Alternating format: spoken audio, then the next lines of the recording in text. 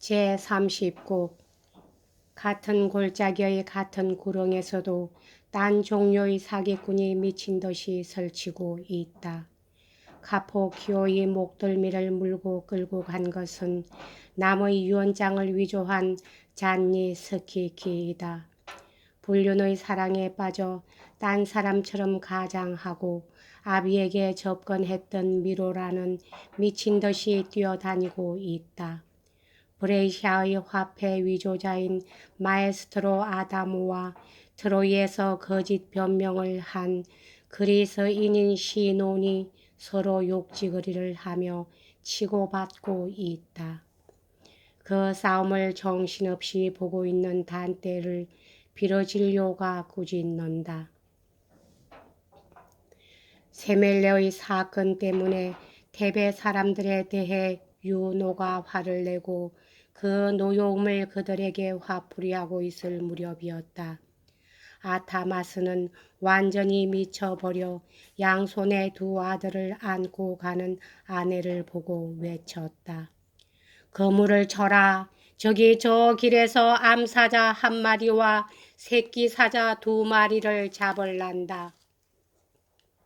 그러고는 가차없이 손톱을 뻗어 레아르코스라는 한 아들을 움켜잡고 휘둘러서 바위에다 부딪혔다. 아내는 다른 한 아이와 몸을 던져 물속에 빠져 죽었다. 또 운명의 여신이 두려움을 모르는 트로이인의 교만심을 단번에 땅에 떨어뜨려 그 왕 프라모스도 패하고 그 나라도 패했을 때 왕비 헤카베는 비참하게도 사로잡힌 몸이 되어 딸 포릭세네의 죽음을 당하고 아들 폴리도로스의 애초롭게 변한 모습을 바닷가에서 보게 되자 고통스런 나머지 미쳐버려 개처럼 울부짖었다.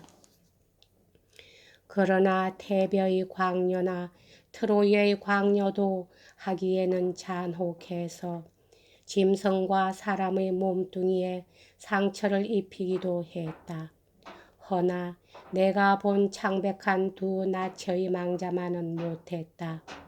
그들은 물어뜯으면서 치달렸는데 마치 굶주린 돼지가 우리에서 뛰쳐나온 때와 같았다.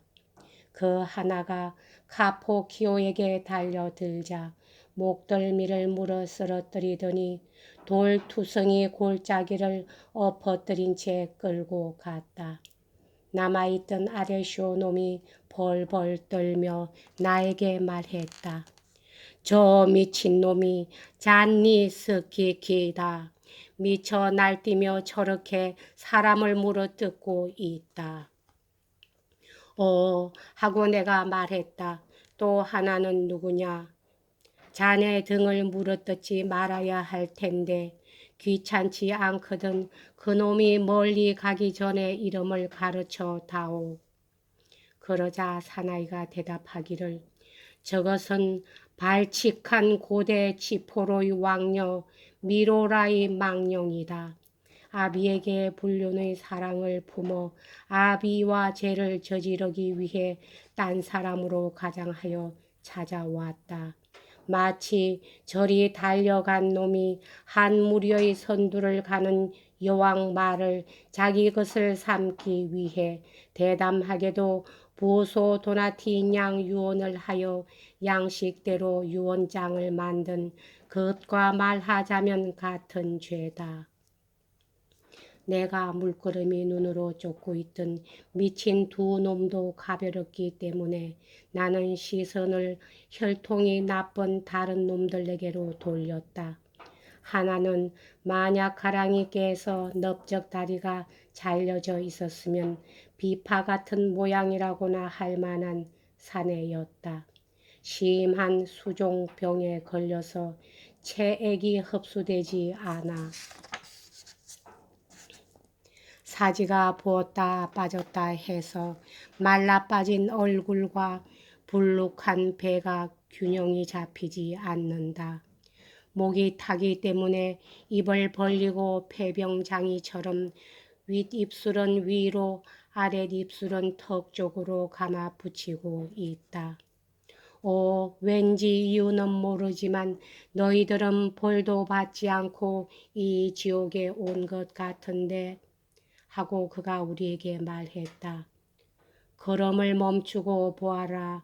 마에스트로 아다모의 이 비참한 모습을. 나는 생전에 필요한 건 뭐든지 가졌다.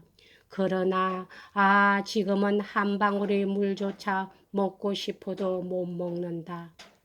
가센티노의 푸른 언덕에서 흘러내려 아르노로 들어가는 시냇물은 혹은 차가운 샘물이 되고 혹은 짙푸른 목장이 되어 늘 내 눈에 어른거린다. 거기에는 곡절이 있다. 얼굴은 야위어 빠져 이런 병에 걸린 나이지만 시냇물의 광경을 생각하면 병 이상으로 목이 탄다. 나를 처벌하여 맞이 않는 가차 없는 주의 정의는 내가 죄를 범한 장소로 이용하여 나에게 그만큼 더 한숨을 짓게 만드는 거다. 그것은 롬의 나이다. 그 땅에서 나는 세례 요한의 상이 새겨진 가짜 돈을 만들었다.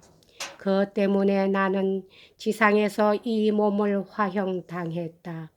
그러나 나를 꼬드긴 구이도나 알렉산드로나 그 아우던가의 얄미운 망령을 만약 여기서 만날 수만 있다면 브란다의 샘물을 못 먹는 한이 있더라도 난 상관없다. 여기를 돌아다니는 성난 망자들이 한 말이 사실이라면 하나는 이미 여기 와 있다는 것이다. 그러나 수족이 말을 안 듣는 나에게 그 말이 무슨 소용이 있겠는가. 내 몸이 조금만 더 자유로워 100년에 한치라도 앞으로 나갈 수가 있다면 이 구렁의 둘레가 11마일, 넓이가 적어도 반마일은 된다고 하지만 나는 길 위에까지 나서서 이 병신들 무리 속에서 그놈을 찾아내어 보이겠다. 내가 이런 무리 속에 있는 것도 그놈들 때문이다. 놈들이 나를 꼬드겨 비금속이 3캐럿 섞인 휴리노 금화를 만들게 한 것이다.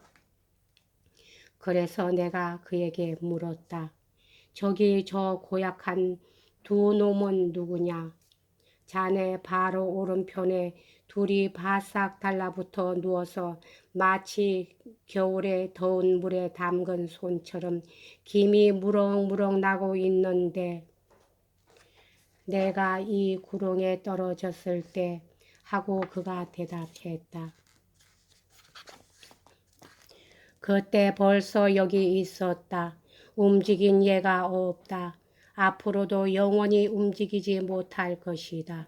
하나는 요셉을 중상한 거짓말장이 계집이고 또 하나는 거짓말장이인 트로이의 그리스인 시논이다.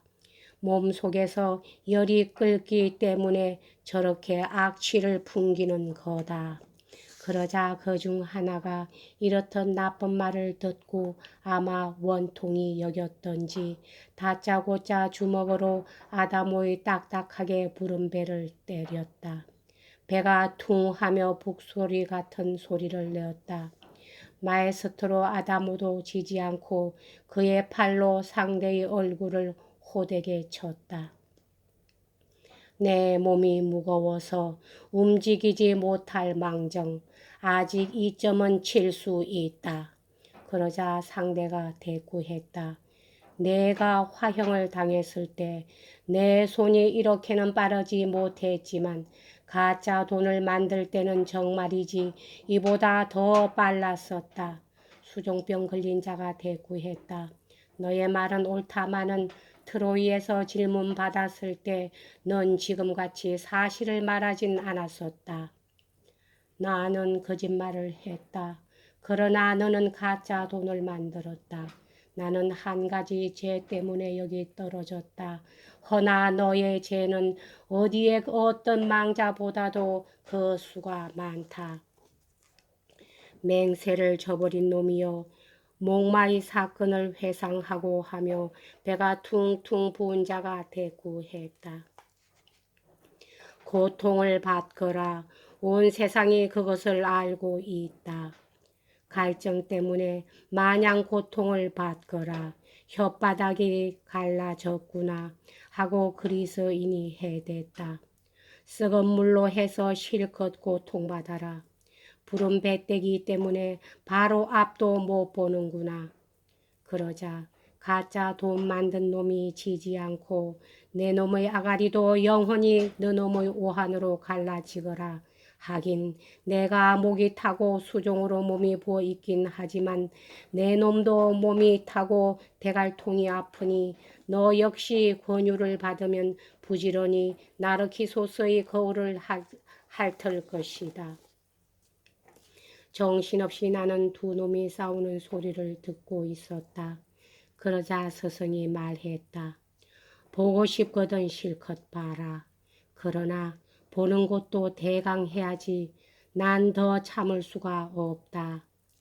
스승이 노기를 띠고 나를 꾸짖는 소리를 듣고 부끄러워진 나는 스승 쪽으로 돌아섰지만 지금 생각해도 못 견디게 부끄럽다.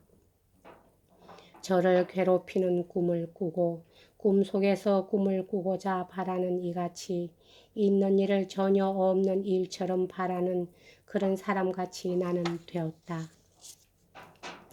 사과하려고 생각하면서도 말을 못하고 실은 사과를 하고 있는데도 사과하고 있는 것 같지가 않다. 너의 실수보다 더 큰 실수를 저질렀다 할지라도 하고 스승이 말했다. 너처럼 뉘우치지 않아도 된다. 그러니 쓸데없는 걱정은 안 해도 된다. 만약 또 싸움하는 자들에게로 우연히 갔다 할지라도 알겠느냐. 잘 기억해둬라. 나는 언제든지 너 곁에 있다. 그런 걸 귀담아 듣는 것은 마음씨가 천하기 때문이다. 여기까지 하겠습니다.